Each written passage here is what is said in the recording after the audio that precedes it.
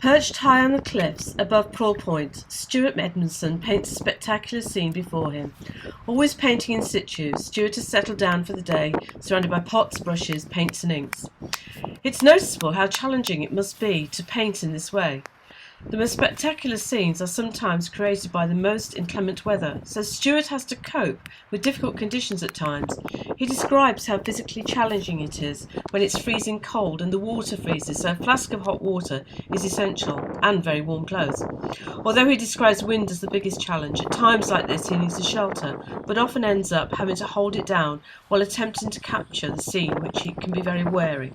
This stretch of coast, Prawle Point to Salcombe, is the subject of many of Stewart's paintings.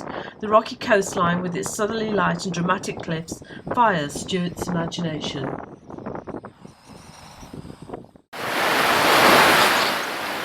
-2 degrees on a cold January day, and I now find Stewart painting on the banks of the River Dart.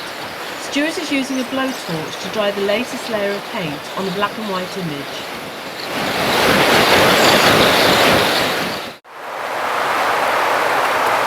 So Stewart, interested to know why you've chosen to do the image today in black and white when there's so much, the light sort of accentuating the greens and the tans and the light sheen, and so why black and white? Yeah, it's the drama of it. The taking colour out of the mix just accentuates the play of light and shade, light and dark. And on a day like today, when the sun, the shadow is so strong, you know, it's a joy to play with that. Actually, it's kind of simpler, although it's very different to painting in colour. Yeah, the drama of the painting, hopefully. So when you arrive at a spot, Stu, do you spend time getting to understand your place and what you're doing? I've noticed you do sketches and notes and sort of preparing yourself for what you're doing, what you're preparing the image to be like. Do you want to talk about that? Yeah. I always sit down, have a cup of tea, sketch.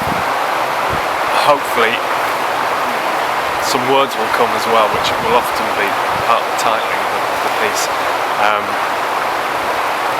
But yeah, just to look. It's just important to stop and look and become kind of imbued with the place for as long as it takes before I kind of get moved to act.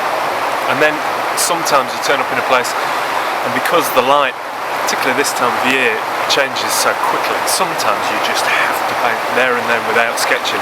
And that's kind of uncomfortable, but sometimes you just have to, because you know the light is in the place and it's only going to be there for 15 or 20 minutes. And then you have to paint straight away.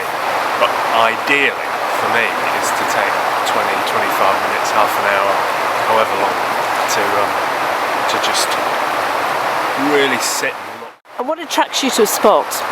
Is it the light you choose, or the landscape, or? Oh, it could be anything. It could be the shape of a particular tree, or I mean, here it's the bend of the it's the bend of the river that initially drew me, and then the light changed, you know, and then we're sitting 30 yards back from where I was painting, and now I would be painting here just because the light's so tremendous. And actually, it's blown the composition to pieces that I was initially working with. So what do you do next? What do you do when that happens? Well, if I wasn't so precious, today I'm feeling precious about completing a piece. And if I wasn't, I might just stop and shift and paint something else, or I might try and paint two paintings at the same time, you know, crack into one that's just responding to the way the light is right now, and then go back to the other one. It just depends on circumstances.